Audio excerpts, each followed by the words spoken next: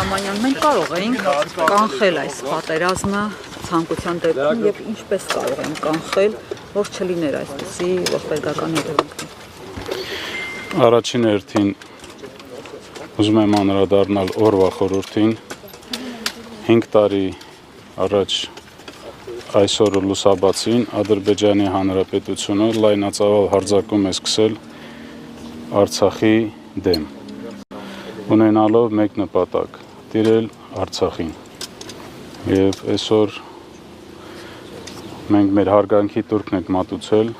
44-օրյա պատերազմի ընթացքում զոհված մեր բոլոր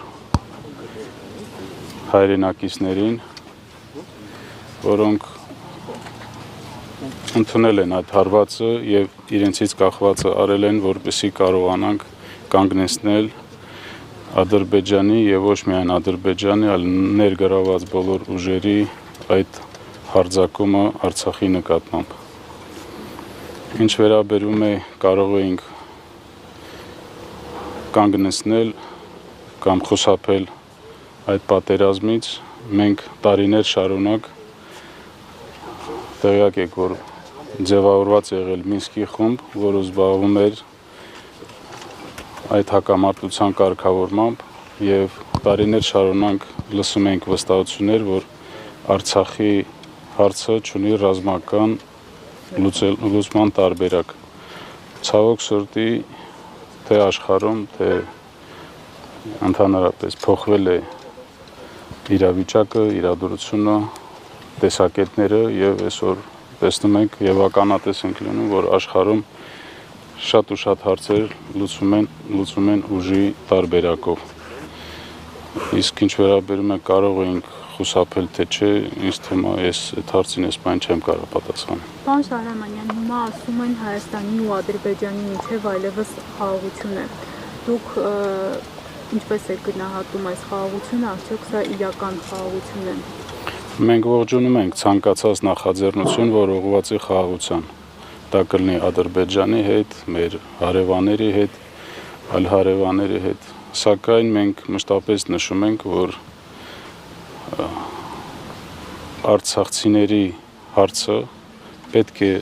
ստանա համապատասխան լուծում։ Չի կարող այս հարցը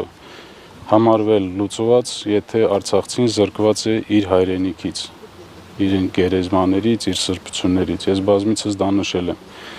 Եվ այսօր աչք փակելով այդ հարցի վրա, ես կասեի, որ մեծ խնդիր են ստեղծում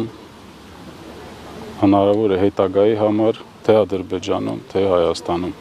Այս հարցը պետք է ստանա համապատասխան լուծում, արժանապատիվ եւ անվտանգ վերադարձի տեսքով։ Պարոն նախագահ, ընդհանրապես արցախցիներին, որ դե մնայիք, կռվեիք, չգայիք, չտայիք, այս խոսույթին ո՞նց եք վերաբերում։ Այդ խոսույթին ես լուրջ չեմ վերաբերվում, քանի որ նման արտահայտություն անող մարդիկ չեն կարող իրանց լուրջ ազնվորություններ համարեն։ 2020 թվականի պատերազմից հետո ստեղծված իրավիճակում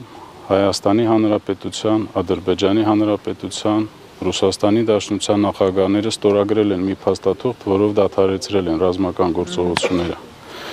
Եվ եթե հնարավոր էր շարունակել պայքարը, տրամաբանական է, որ դա պետք է շարունակվեր 2020 թվականին։ 2020 թվականից հետո մենք ունեցել ենք մի իրավիճակ եւ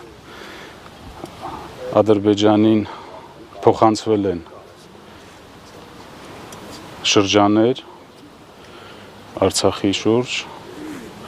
փոխանցվել են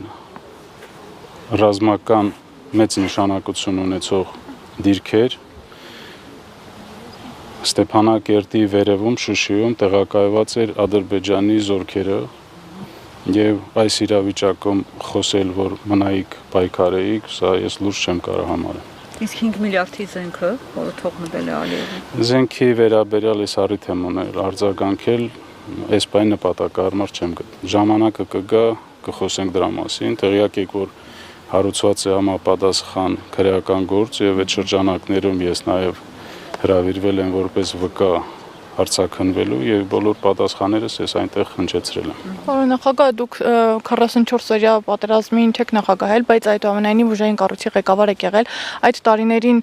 պատերազմի ընթացքում ներողություն կար, տպավորություն կարծիք, որ հանգուցալուծում այսպեսին պիտի լինի։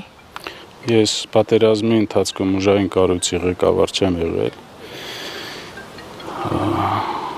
Ոչ, այսպիսի վերջնական տարբերակ մենք չէինք պատկերացնում, չէինք կանխատեսում եւ իմ կարծիքով մենք ձգտել ենք անենք ամեն ինչ, որպեսզի այսպիսի արդյունք չունենանք։ Շնորհակալ։